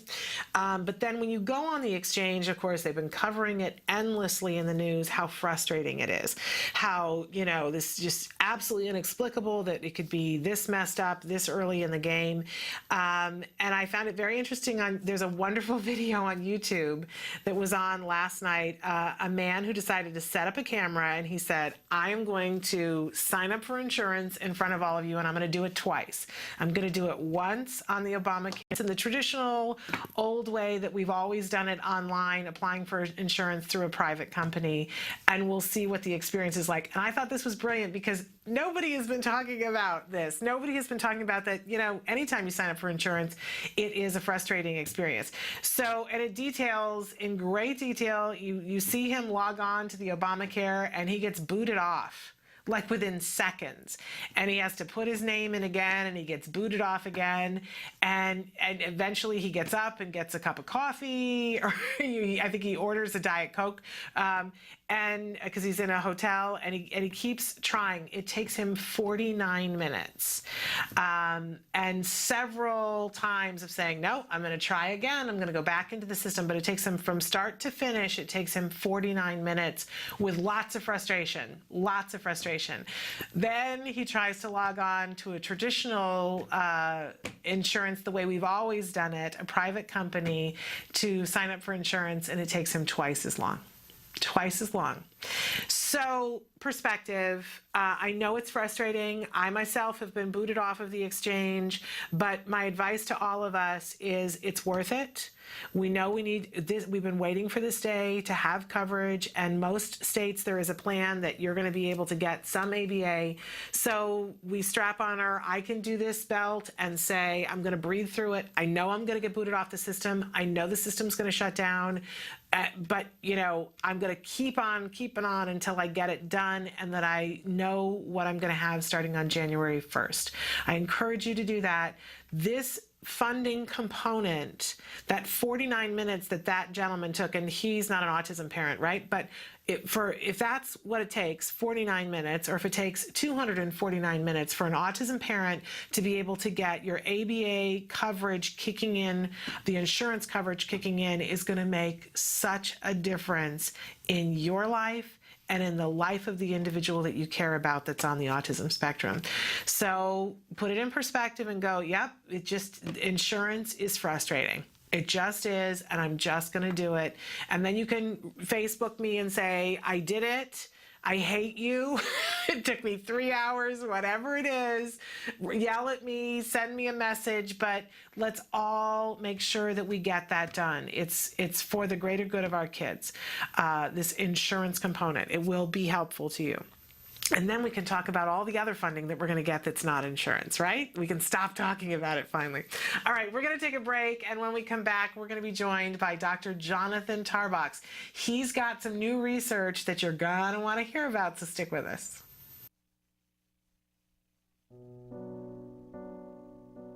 When you find out you're having a boy, you always think like, oh, he's going to play football, he's going to do this and that. And then when he's diagnosed, all those things get washed away.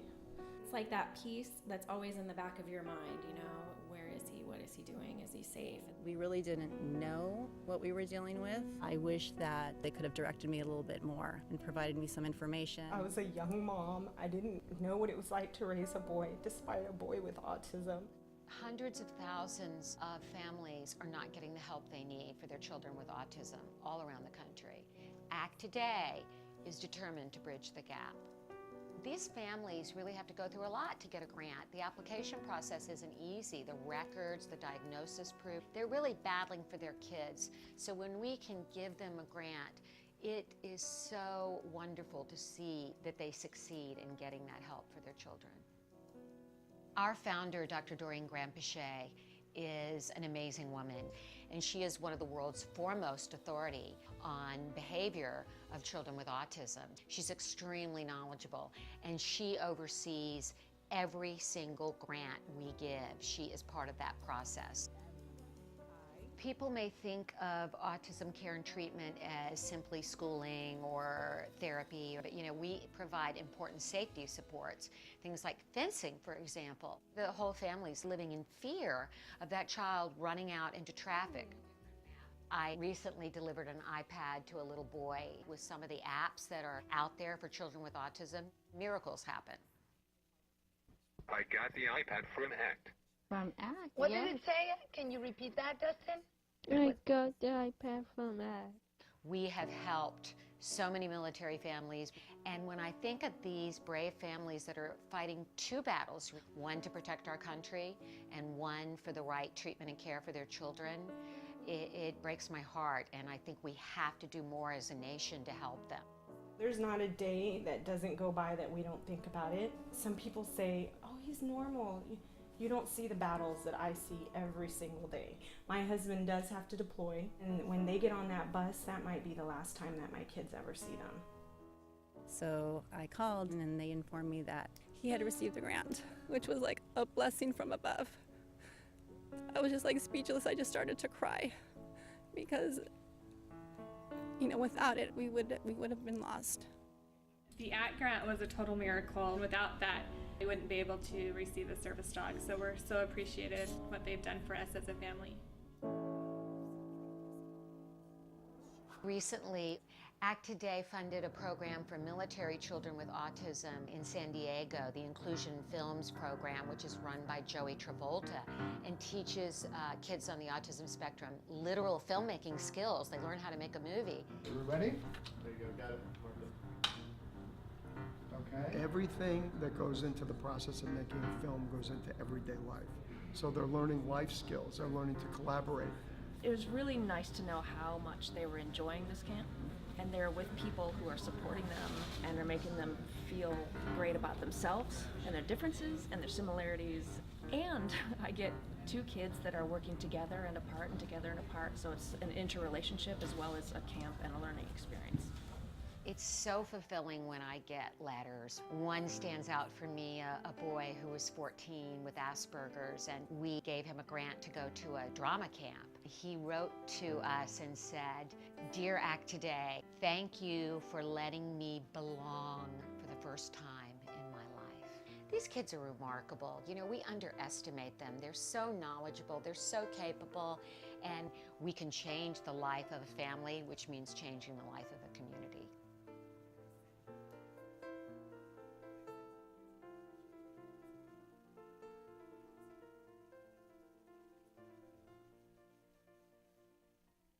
Welcome back to Autism Live. We are here with the wonderful Dr. Jonathan Tarbox. We call this segment Science Beat. First of all, welcome to the show. Thank you very much. We have you here on Fridays, and it's one of the reasons why I just love Friday, because it's a great way to end the week every week to have you here. You talk about things, and I get them. And I know that our viewers say that as well, too. So should reference it and say that you are the head of research and development here at the Center for Autism and Related Disorders, but also the director of the Autism Research Group.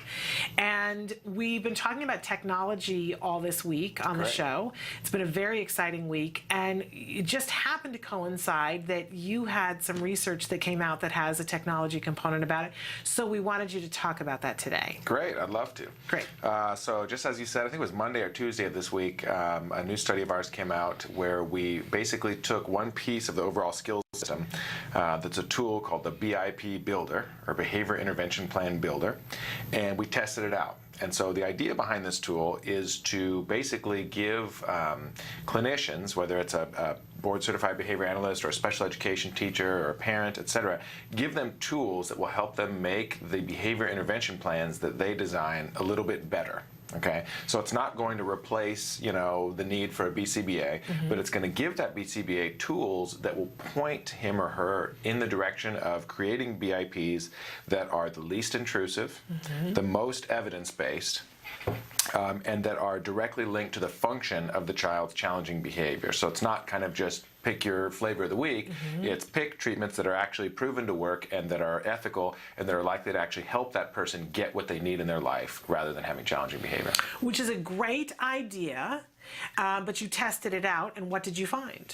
Right, so what we found, basically what we did was we took, actually it was CARD supervisors and supervisor trainees, and we randomly assigned them to one of two groups, either the treatment group or the control group. Okay. The treatment group used the BIP builder. The control group didn't, okay? Now, all of these folks are already folks who know how to write BIPs. They've already been trained on functions of behavior, they've already been trained on evidence-based practices, and they're already good at writing BIPs, okay? So you just wanted to see if this could make them that much better. Exactly, yeah. Okay. So the point of the study, and honestly, that's the point of the BIP builder. It's not to replace someone who knows how to treat challenging behavior. Computers are never going to do that. But technology can make them even better, right? Or make them more efficient, or be able to get that information out to a larger audience, right? Yeah. So what we did is we randomly assigned them to one of two groups, treatment or control. For both groups, we said, give us one behavior intervention plan that you've written for one behavior for one child, just one. And we take it, and then we rate the quality of the behavior intervention plan, okay? Then we randomly assign half of those to use the BIP builder to update the plan. So basically make the plan again, but now use the BIP builder tool, and we see, does that have an effect on the plan? Does it make it better, worse, whatever, right? Then the control group, we said, update your BIP just normally without the BIP builder. They've never used the BIP builder, they don't even know what it is necessarily, so they just use whatever the normal expertise is to update their behavior intervention plans. So two groups, they both update an existing BIP, one using the BIP builder, one not. And then what we did was compare how those BIPs changed, right? And what we found was using the BIP builder made the behavior intervention plans more function-based. So they were more directly addressing the function of the child's challenging behavior, which is great. Yes. And that effect was statistically significant. And we also found that the BIP builder did not really have an effect on how intrusive or how punishment-based the BIPs were, but there's a good reason for that. We had what's called a ceiling effect, which is basically if your behavior is already at an expert level, it's not necessarily going to get better, even if you're using a good tool. Okay. So at the beginning of the study, the behavior intervention plans weren't using punishment anyways. Okay. So when they used the BIP builder to update them, it didn't change the amount of punishment they were using because they weren't using it to begin with. Does that make sense? Yes. So it can't really get any better in that category. Right. So we're fine with that outcome, right? Yeah. But those are high-level trained people who are doing that. That's right. I would be excited to see if you took people who don't have the benefit of all the CARD training and see how much better they would be as a result of it. And so there's a million different studies that we want to do with this, right? Like we'd like to take a parent who's just doing their best and has read a couple books, has seen a few things on the internet, but they're not experts, they're just doing their best, give them the BIP builder and see if that actually improves the quality of the behavior intervention plans they come up with, right? But I'm excited the fact that it made the experts, made it a little bit more efficient and made them better out the gate to begin with, made it more function-based. Yeah, yeah. Very exciting. And it also made their behavior intervention plans a little bit more evidence-based too, meaning that they selected treatment components that were actually based on research, not just kind of whatever tradition suggests might be a good idea. And again, there was a bit of a ceiling effect there. They were already doing really good on that. I think they were already at 90 or 95% on that. So there wasn't a lot of room to improve, but they did improve a little bit. Now, we didn't see a statistically significant effect on that, which means that the improvement was there, but the statistics couldn't tell whether it may have gotten a little bit better anyways, even without the BIP builder. So it's kind of some scientific mumbo jumbo there, but basically what it comes down to is if we had larger groups of supervisors that were participating, then that effect might have been statistically significant. Okay. But it's visually apparent. If you look at the graphs in the manuscript, you can see like they improved. It's very exciting. Yeah, so it's fun stuff. It was an interesting study to do, and but the main thing with technology, and that's why I love your show so much, honestly, is technology has the potential to get what we know works out there to the world. So honestly, like our card supervisors, they don't really need the BIP builder. It will make them better, and it's a nice tool to make their job more efficient and even better. But people who really need it are people around the world. So what would really be cool would be to take, let's say, a group of parents in South Africa or a school in, you know, Eastern Europe, somewhere that has little to no access to expert ABA consultants, and give them a little bit of training and give them the BIP builder and see, does that actually help them be more efficient or help them be higher quality? So who knows? Maybe we'll do stuff like that in the future. Remarkable. We're going to take a little bit of a break, and when we're going to come back, I'm going to tell Dr. Tarbox about my research with the BIP builder, in one case, my case, and see what you think about that. I may have already told you this. No, we'll check and see. All right. Hopefully my son's school district is not watching right now. If they are, don't watch. All right. Stick with us. It's going to get interesting.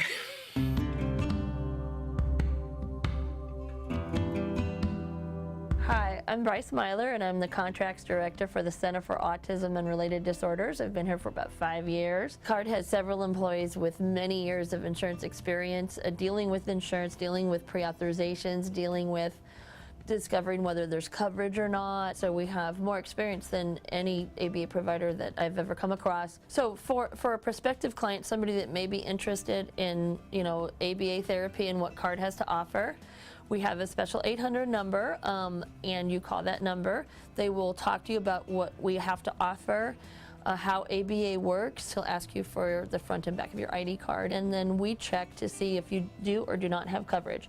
If you have coverage for ABA therapy, we try to do whatever we can to set it up where we can bill for you and you don't have to fight with the insurance company every month to get your claims paid. For California residents, we recently did a series of insurance trainings all over the state, and you can click on the link below to watch pretty much the full presentation. It has a lot of information, how you can get your insurance company to comply with what they're supposed to do, understanding the networks, and many other valuable pieces of information.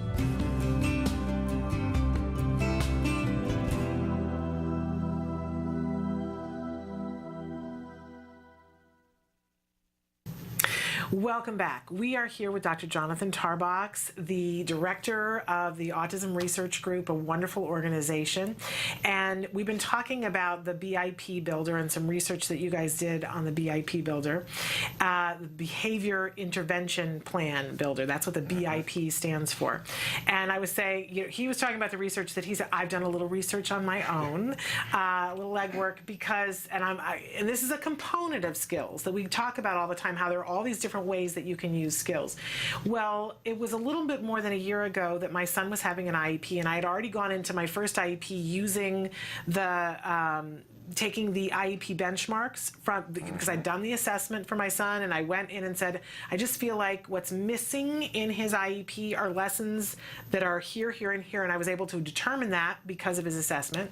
So went in, and I always ask for my reports before the IEP to read them, and they sent over an updated BIP.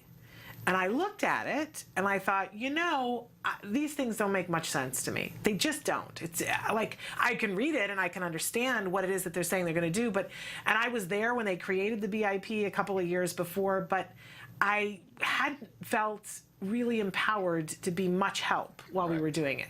And it had been updated. It had been changed and updated. And I thought, you know, I just feel like I don't get it.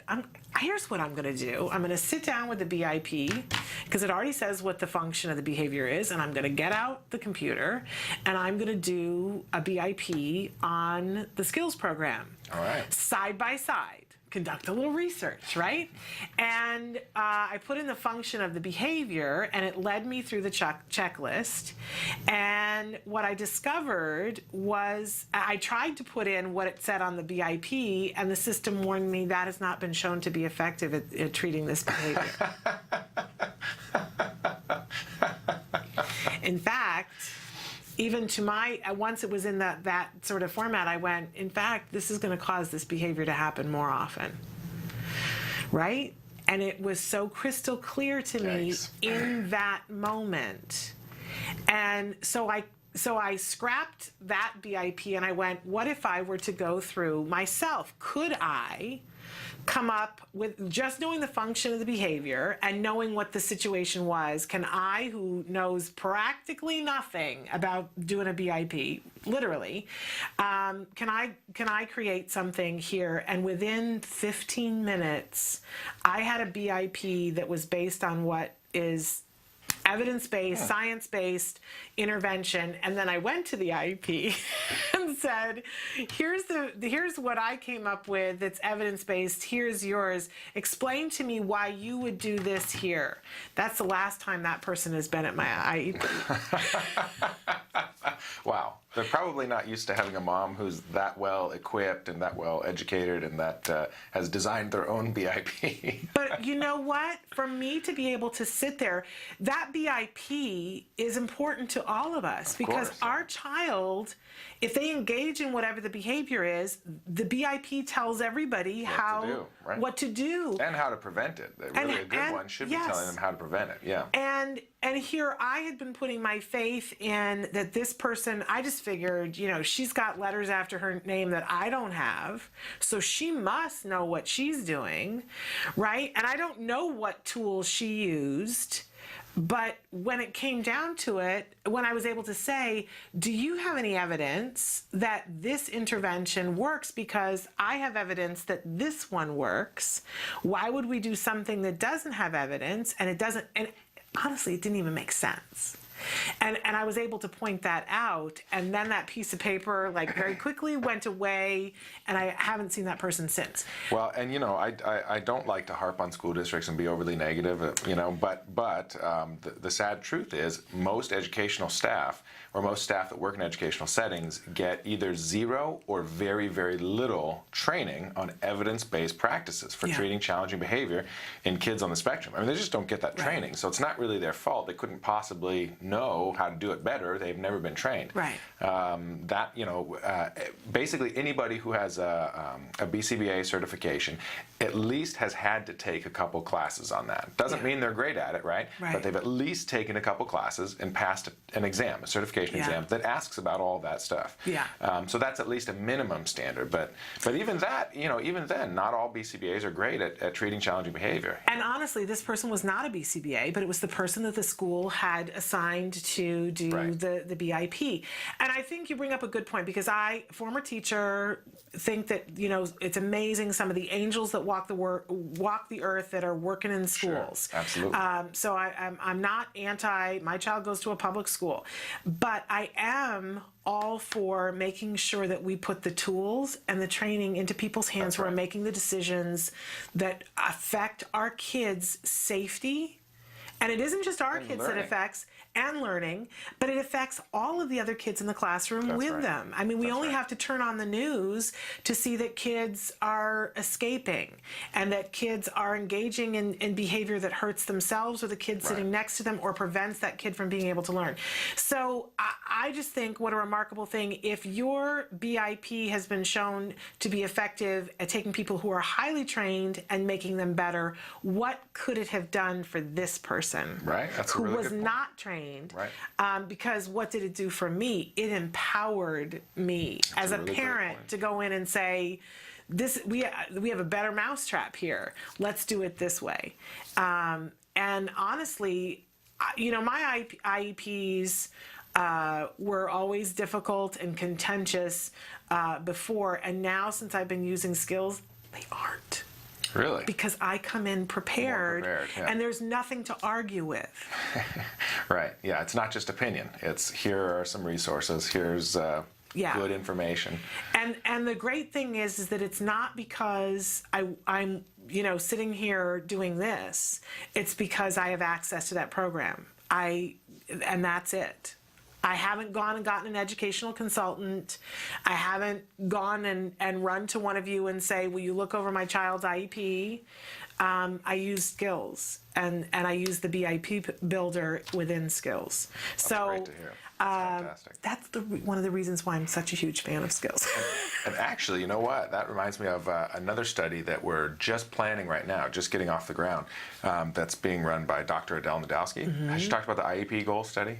No, she was just in here and didn't talk about it. Yeah, so we haven't quite started yet. I mean, I think we've gotten IRB approval, but we haven't actually started collecting data yet. Okay. But basically the idea is pretty much exactly what you're saying. It's saying what happens when we give skills to people who are going to be writing an IEP. What's the effect on that? And so we want to start with special ed teachers. It could be anybody, it could be parents, it could be anybody. But we want to start with special ed teachers, and we're basically going to say, show us the last 5 IEPs that you've written, and we're going to rate the quality, right? And then we're going to randomly assign half of them to use Skills to write a new IEP, right? And then the other half just write an IEP based on your prior experience and training. And again, the question is, how does it improve the goals in the IEP? I mean, there's a lot of things we could look at, but the first thing we're going to look at is the goals that they select and how they word and how they define the goals. Since that's one of the most important parts of an IEP. So we'll see how that goes. I love that. And I live for the day when we can put Skills into each school's hands. No kidding. And have them, recently I was with somebody and they got frustrated as I was talking about this. They said, well, why don't they just give this to schools? And I said, they did. We did, yeah. They did for more than a year. Yeah. And you won't believe the pushback, the reticence, because people are afraid to find out they're doing it wrong. Right. I really think that's the core. And people honestly are busy as it is. They don't really want to spend any extra time. Right now they're already fully booked and fully busy. This sounds maybe judgmental, but true, fully busy providing an average to low quality educational service, right? And so to bring that up to being a medium or top quality educational service is going to require effort on their part. And they're, it's working for them to continue to do business as usual, so why would they, accept a whole other challenge? I do think that it's all fear-based though too. We look at some of the things that have happened in the last couple of years with, it isn't until somebody has a lawsuit that a school says, okay, I mean, last week we reported about the bus driver who was tying the young man up at his wrist. It takes something, unfortunately, often, something like that to happen before people go, there must be a better way of doing this. We're not really getting the job done. It's unfortunate. But if your child is in a school and you want for them to get Skills, you can reach out to your school and say, hey, have you guys tried this? Let us know, and we'll tell the person who coordinates that. You can talk with them, and you can put your principal or your superintendent together with them. And really, that's the other thing that it's going to take is parents saying, and it can't just be one saying you need to do this, and keep plugging away at it. Right. And they're still doing a free trial, right? So even if you just wanted to learn from it, just to get ready for your IEP, jump on there and use it for 2 weeks for free. Absolutely. And use the BIP builder. Create a BIP. Fill out the assessment, get a bunch of ideas for your kid's IEP. Absolutely. Quite honestly, it made such a tremendous difference because I wanted some goals for the playground. That was what I saw was missing in my son's program, and it made such a difference. I didn't even know there was such a thing as a recreational aid. I'd never even heard of that before. And I went in and I said, here are these 3 goals that I want for when my son is on the playground. And they were in the IEP language, and they said, oh, well then we should have him evaluated by the recreational aid. He was, and now he has a recreational aid, and that's the only aid he has now. That's great. That's fantastic. Who knew? I didn't know. And if I don't know, who else? And if parents don't come in with the knowledge, they're not going to get the services. If I hadn't come in with those goals, we would still be having nothing during that time period that was working. That's right. So there we go. Anyway, we're going to take a break, and then we're going to ask Dr. Tarbox some of your questions. So if you have a question, now's a great time to ask. Stick with us. We're here at the 8th annual Denim and Diamonds event. This is star-studded event. We're here on the red carpet. You won't believe who we're going to meet here. And all of this is to raise money for our kids. What a lovely evening. Let's check it out. Why is autism an important subject for you?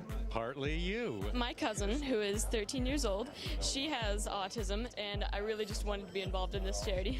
I think it's a really important cause, something that's close to my heart, knowing a lot of people that are affected by autism. This event is really important for me because my brother has autism. On a personal level, we have a son who is autistic. My wife and I have been raising him. He's 8.5 years old. And in the process of getting him treated, we became aware of the fact that many families cannot afford ABA therapy, which is really the only mechanism for recovery for many autistic children. And that led us to Doreen Grant-Pichet, who is a co-founder of ACT Today, along with myself and a couple of other people. And that's what got us here.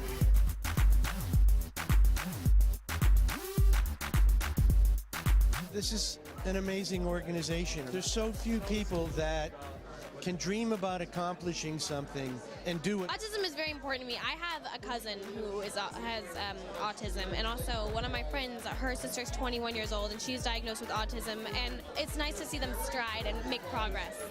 Any charity event or any cause that we can give back to, we always do, and it feels good. If you have fans out there that are on the spectrum, what do you want to say to them? Keep believing in yourself, and then I'll just live your life to the fullest, I guess. Don't let anyone tell you differently.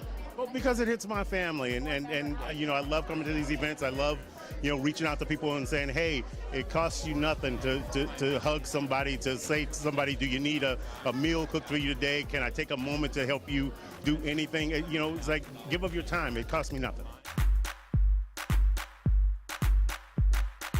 Cannot believe the turnout here. It's just absolutely spectacular. I love it. My thoughts are, it's all about that lady, Nancy Alspaugh-Jackson. I can't believe what's happening here tonight. It's mind-blowing. I'm so excited. Charity, philanthropy is incredibly important to me, and so when I get invited to these causes, it is absolutely worth my time to be here and support them, even if they don't directly affect me, but they affect millions and millions of people. So whatever I can do to help, to be a face, to bring attention to it, that's why I'm here. My son has autism, and the very first person that he knew, a first name and a last name, was yours. That is something, it's because of America's Funniest Videos, right? I have heard that from quite a number of parents of autistic children over the years, and it's one of the sweetest dividends for me to know that it has some sort of impact like that. Welcome back to Autism Live. We're here with Dr. Jonathan Tarbox, and we have a question that somebody has written in. What are some ways to foster independence with my first grader? He has a mood disorder and ADHD and has expressed recently that he is tired of being bossed around and following rules. And they wrote, thank you so very much. I can just picture that 5-year-old going, I am tired. Bossing me around. I would like to be my own boss from now on. And how sweet that is for everyone else except the parents. Right. Right, exactly. Well, you know, but it's a really great question, though, because I feel like that's a point that all of us parents get to at some point with our kids, regardless of whether they're on the spectrum or not. Also, as we were talking about during the break, even though it's really frustrating as a parent, it's also really cool that your child kind of gets that, right? That they're at the point where they want to be independent and they don't want you bossing them around. Right. So as frustrating as it is, it's worth it to at least stop and say, you know what, that's great that my son has the skills to do that and that he wants to be independent. He doesn't want to just be bossed around.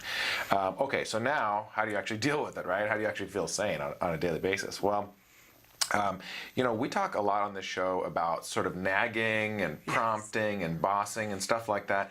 And basically the general ABA approach to this is that if you are still having to ask your son or your daughter to do something, and you do that on a regular basis, then that's not working. Right? So if you still have to, right? If you still have to remind a lot, it's not working. Right? All it's working is to get your child to do that in that moment. It's not helping them become independent. Right. And so in ABA, a term that we use for that is called prompt dependence. And basically what it means is the only source of motivation that's really helping the child get the task done in the moment is you nagging or you reminding or you prompting, okay? So what we want to do, well, and what this child is saying he wants to be independent. He wants to stop getting bossed around. I imagine your viewer would actually really like that, right? Wouldn't you love it if you didn't have to boss your kid around so much? It's probably driving you nuts to have to tell your kid what to do all the time. So it's actually kind of like we're all on the same page here, even though it's driving you nuts. Like, what do you mean you want to be independent? I have to remind you all the time. Well, they want the same thing you do. You both want peace and quiet. You both want to just kind of be happy, get through the day, and get stuff done. I'm sure your child would rather not have to do all the tasks that he has to do, like getting ready in the morning or whatever it is. He'd probably rather just have someone else do it for him, but that's not going to happen. So the question is, how can we create sufficient motivation and sufficient sort of reminders without having to do nagging and reminding and bossing, okay? So those two things are different things. One, is the motivation part is about reinforcement. And there's two kinds of reinforcements, either positive or negative. So either your child is going to do what he needs to do because it results in a happy or positive outcome, or he's going to do what he needs to do to avoid something he doesn't want. So it might be avoiding you getting upset, avoiding you nagging, avoiding you punishing or taking away a toy, something like that, okay? But ideally, we set up a positive source of motivation. So whatever it is that you're bossing him around and he's, you know, he's not doing, or you're having to tell him what to do too often, we want to create a reason for him to do that that's positive and that doesn't require you nagging. And so the number one thing to ask yourself is, what do I have that I can let him have as a consequence for being independent, okay? And it has to be meaningful. It can't be the thing that you wish or you think he should be motivated for, right? Like a lot of times as parents we say something like, well, he's a big kid now, he's a first grader, he should just be independent on his own, or he should value being independent, or he should take responsibility for his actions, right? My mental thing is that the should equals a shorter word that starts with SH. It's just, the shoulds are, right? Well, and it's true, as parents and frankly as ABA therapists, anytime we're using the word should, that's a red flag. That means, okay, actually no, not should, it's what can we actually do to make a difference, okay? So it's not what should motivate him, it's what actually will, okay? So is it, let's say it's just, for example, getting ready in the morning to get ready to go to school. What can you give him in the car that will be highly motivating? Is there a toy? Is there a video game, an iPhone, books on tape? Well, what am I saying? I'm old, you know, an iPod, whatever, you know? Is there something your child can have in the car that's highly motivating? Okay, and yeah, it shouldn't be something that's bad for him, right? Like overly violent video games or junk food. We're not talking about that, but something that's not bad for him to have, that's reasonable for him to have if he earns it. Not just for free, but if he earns it. And then the trick is setting up the situation so that it's easy for him to earn it at first. And setting it up in a way that doesn't require you to nag or boss him around constantly.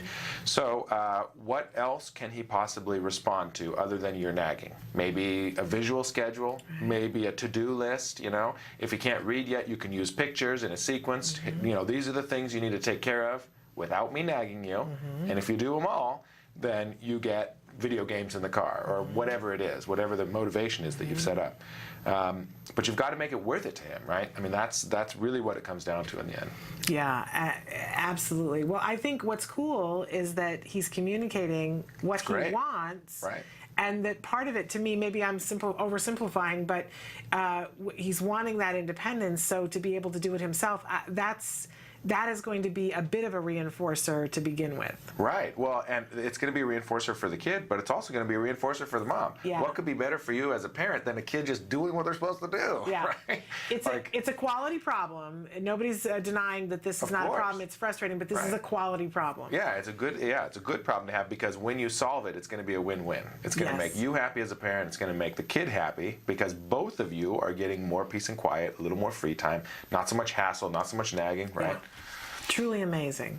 Really, really amazing. Easier said than done, of course. Yeah, it requires a level of patience. But I think, too, you know, I will say as a parent that I'm in a very sweet spot the last couple of weeks with Jem, that things are going really well. And I attribute a lot of it to a conversation that he and I had that was similar in nature to, you know, he said to me, I really hate it when you're on me about this and so. And I said, well, I would like to not be on you about that as well.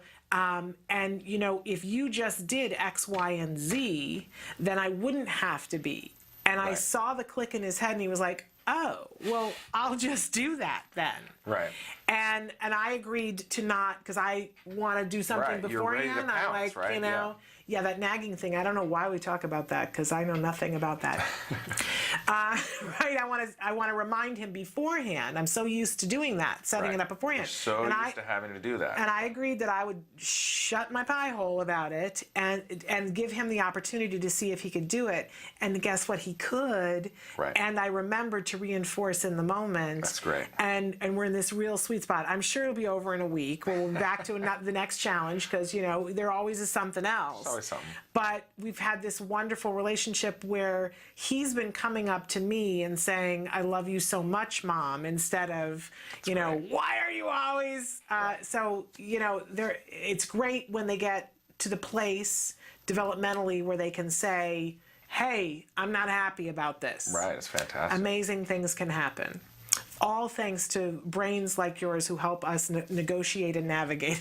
Well, and parents' action and commitment every day, tirelessly, is really what makes the difference. Yes, but if we didn't have the information, that would all be for naught. So I thank you, and I appreciate you appreciating us, but we appreciate you more. All right. There, I have the It's last mutual. word. I have the last word. All right, we're going to let Dr. Tarbox go, but we'll see you again next week. Absolutely. Okay? And we're going to come back to finish out the show, so stick with us after these messages.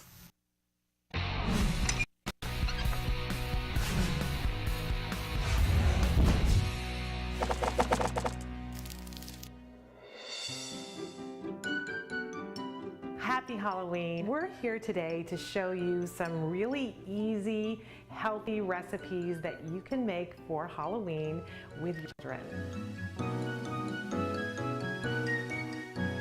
Okay, so the first thing that we're going to do is make this lovely cauliflower brain. And the ingredients that we need for this, we need some sort of a platter. We need a cauliflower, and we have an organic cauliflower here. Emily, take it away for us. We have some natural guacamole, some organic salsa, some potato chips, and then some pull-string licorice. Okay, so those are all the things that we're going to need. Plus, we have a very sharp knife and a spoon. So using the knife and preparing the cauliflower can be something you can do beforehand, before you call the children in, depending on their ages and their skill level. All right, so we're going to pull the leaves off of this and put the pieces away. You can compost them if you do that sort of thing, or just throw them away. You want to remove all of the green. This part might be fun, actually, for the kids. It's a difficult one. I'm just going to slice this part off and pull some more of the green out, because there's no green on the brain. But one key thing here is that we want to slice off just the tip here so that it's going to sit flat like a brain. And this is the point where the kids can be really helpful. If you have it already measured, and that's about 1.5 cups of salt, so whatever size platter you're using, and you can have them dump it right on the plate, and that's a pretty enjoyable part of it. Swish it around. Okay, we can put the cauliflower right in the middle of it. And you can see how easy this is. Super duper easy. Has big impact if you're doing a Halloween party. But it's also having fun with your veggies, something that we want to do with the kids. And we can take the chips. I'm going to let you do that with the licorice while I throw some chips around the plate. And these, by the way, are organic, oven-fried, no-salt chips. You can use whatever you want, but we want to keep this as healthy as possible. And she's laying those laces around so they look like the veins of the brain that has gone bad. You can see it just takes a couple of minutes and you end up with this lovely, delicious, healthy brain for the children to eat. And it looks good on the table, too. Tastes good too, doesn't it? Mm-hmm. Awesome. Right now, what we're gonna make are hot dog mummies. These are really fun. You can see our finished ones over here. We only need a few things for this. We need some hot dogs. Right now we're using organic chicken hot dogs that are fully cooked, which is a wonderful thing. We have some mustard. We have some all-natural crescent dough on a plastic sheet that we can roll it out on. We have our rolling pin. I have a little bit of coconut flour, but you can use any kind of flour flour that you want. This just smells awesome, and we have a sharp knife. So this is the part of the project that we want to be careful around kids. You could use a duller knife or a plastic knife, or do this part yourself when the kids aren't around. But if you open up your refrigerated dough and you roll it out, just throw a little bit of coconut flour onto it so that it doesn't stick as much to the rolling pin, and roll it out so that you can't see the lines anymore. Oh, it smells good, doesn't it? I love the smell of coconut flour. And it bakes really a wonderful scent too into the whole house. Okay, and it doesn't have to be perfect, because the great thing about this recipe is that it's very forgiving. If the dough breaks when you're wrapping up the hot dog, it's okay, because the mummy can have lots of different bandages. All right, we're gonna go and just cut through this dough. And they can be different width strips, it doesn't really matter. And you really could do this with a plastic knife. I want to mention too that if you have dietary considerations and you need something to be gluten-free, I did this the other day for my son with a gluten-free pizza crust mix, and it worked the same. I just had to be really careful. I thought that the key to it all was getting the dough really dry while I was rolling it out and cutting it out, and then wetting it before I wrapped it around the dry hot dogs. Okay, so I'm gonna take one hot dog and Emily's gonna take another, and part of the fun of this is that you want to make like a little hat so that there is a place later on to put eyeballs made out of mustard. So you can wrap it around the head, make like a turban for your mummy, and then start to, and you see it broke. Doesn't matter, because it's dough and it can be a separate bandage. It's not a problem. You just wrap it around the kids' blood. They're going to get to eat it later on. It's very healthy and a quick dinner that makes it really fun. You just slather it on. And we're going to bake it for about 12 to 14 minutes at a 350-degree oven. See? Easy. He's got a head. Oh, yours is so much prettier than mine. She's Martha Stewart. Okay, so we're going to put that into the oven. We don't need to do anything else. And I put it on some parchment paper so that I don't have to use any kind of spray or oil or anything and add ingredients. We're going to stick it into the oven, and through magic, this is what they look like when they're done. And the other fun element of this is that then you take the mustard and you can give it to the kids for them to put eyes right on, and Emily's going to do that. Awesome. And if you want bloody mummies, you can include ketchup.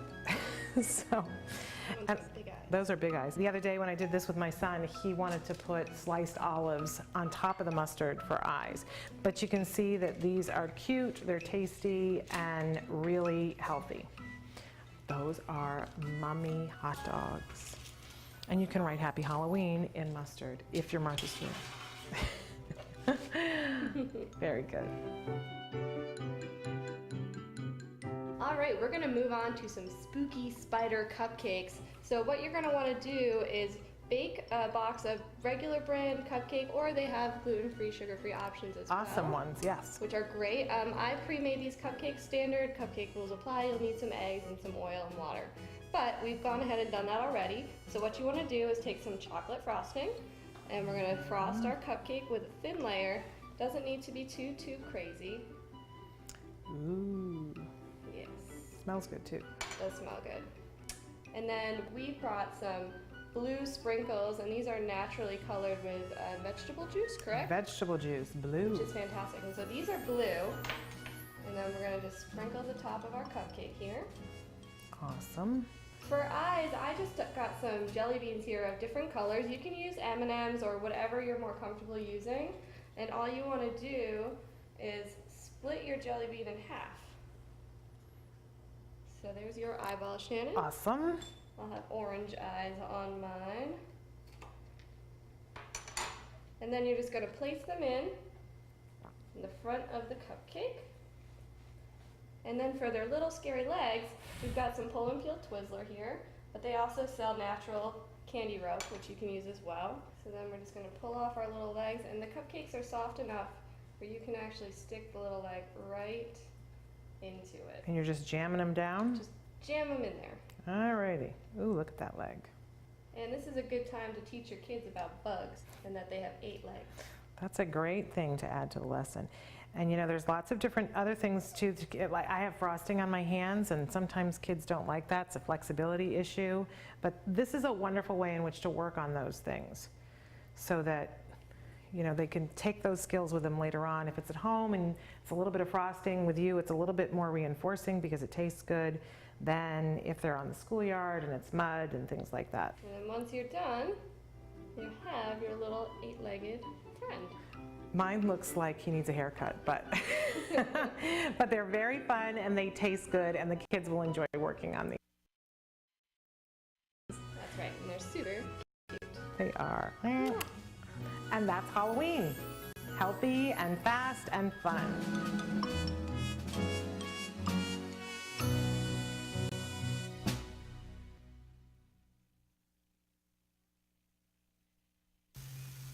Welcome back to Autism Live. We've had a very exciting week talking about technology and autism and learned a great deal. I want to give a special thanks to all of our guests that were here with us this week, inspiring us to find out more about how we can use technology with autism. We'll be back next Tuesday, a slightly shorter week next week because we won't be here on Halloween, so we'll do shows Tuesday, Wednesday, and Friday. Some very exciting things. Our topic next week, learning through observation. So promises to be a very exciting week. On a very personal note, as we close out the show today, I want to take just a moment to pay tribute to an amazing gentleman, a scholar and a gentleman who was my friend and my mentor, who lost his battle yesterday with pancreatic cancer. So to Ron Medici, for those of you who did not know him, your life has been touched by him, I guarantee you, because it is impossible for you to turn on a television or go to see a stage play and not see someone who in some 6 degrees was trained by Ron Medici. Anytime I step in front of a camera, I take what he taught me with me. So a fabulous man, and we will miss him greatly, but his legacy lives on and large. I will be back with you on Tuesday. Until then, please give your kiddos a hug from me.